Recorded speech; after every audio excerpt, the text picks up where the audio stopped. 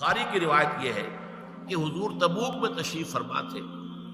تو کسی صحابی نے کچھ قیامت کے بارے میں سوال کیا تو حضور نے کہا کہ 6 علامتیں جب تک ظاہر نہیں ہو چکے گی قیامت نہیں آئے گی۔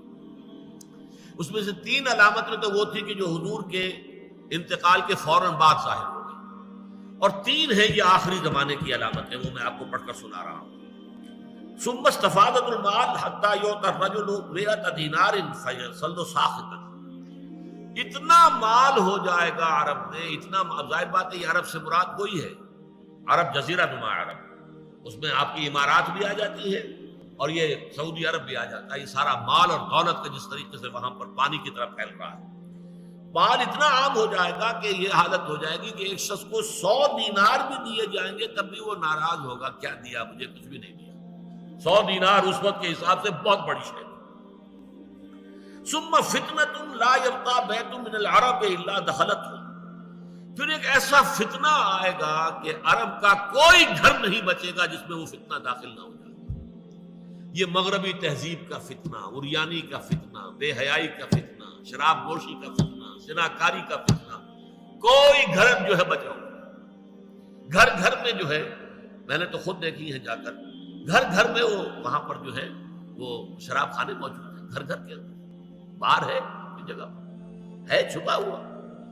لیکن یہ کہ سارا معاملہ جو ہے جس طرح وہاں پہ فحاشی اور عیاشی جو ہے پھیل گئی ہے، اور ان عرب امارات کے اندر جو کچھ ہو رہا ہے کہ کوئی گھر نہیں رہے گا جس میں کہ فتنہ داخل نہ ہو جائے۔ ثم ہدنۃ، اس کے بعد ایک صلح ہوگی تمہاری، تکون بینکم و بین بنی الاصفر، جو تمہارے اور یہ زرد رو لوگ جو ہیں وائٹ پیپل ان کے درمیان ہوگی۔ فیغدرون، لیکن ایک موقع پر آ کر وہ صلح توڑ دیں گے، بغاوت کریں گے، بے وفائی کریں گے۔ فیاتونکم تحت 80 غایۃ، تحت کل غایۃ 12 نفر الفا، کہ پھر وہ تم پر حملہ آور ہوں گے 80 جھنڈوں کو اس کے ساتھ لے کر، اور ہر جھنڈے کے نیچے 12,000 کی نفری ہوگی، 12 8 96، تقریباً 10 لاکھ کی نفری کے ساتھ یہ حملہ ہوگا۔ یہ حملہ ہے جس کے لیے نیٹو تیار کیا جا رہا ہے، اس لیے کہ جب دوبارہ ری آرگنائزیشن ہوئی ہے نیٹو کی تو پوچھا گیا ہے کہ کس کے لیے تیاری اب ہو رہی ہے؟ USSR تو تحلیل ہو چکا، ختم ہو چکا، تمہارے قدموں میں گرا ہوا، تمہارا دیا ہوا کھا رہا ہے، اب لہذا اس کے اندر تو کوئی ضرورت نہیں ہے کہ وہ تمہارے مقابلے میں کھڑا ہو، اب کس کے لیے؟ انہوں نے صاف کہا کہ ہمیں مسلم فنڈامنٹلزم کا خطرہ ہے۔ کسی بھی وقت یہ جو بھی اس وقت ہو رہا ہے اسرائیل میں اور فلسطینیوں کے مابین، اگر یہ آگ بھڑک اٹھی، کبھی اگر قبۃ الصخرہ گرا دیا گیا،